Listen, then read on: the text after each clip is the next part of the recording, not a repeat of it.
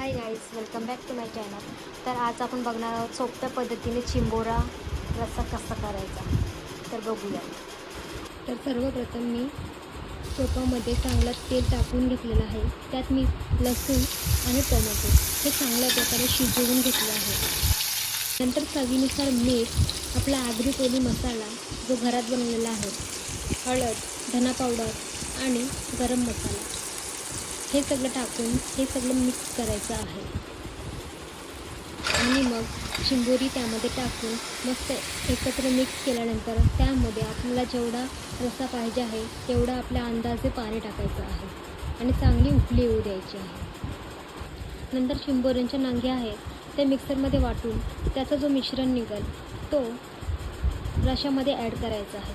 हे ऑप्शनल आहे, तुम्हाला जर आवडत असेल तर तुम्ही करा, पण हे केल्यानंतर रस्सा खूप चविष्ट होतो.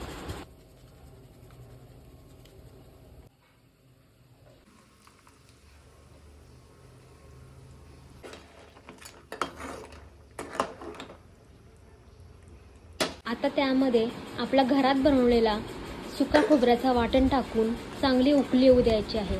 आणि उकळी आल्यानंतर बटाटा शिजला असेल तर गॅस बंद करून आपण ते सर्व करू शकतो. तर तुम्ही बघू शकता खूप छान प्रकारे असा रस्सा झालेला आहे आणि खूप चविष्टसुद्धा झाला होता.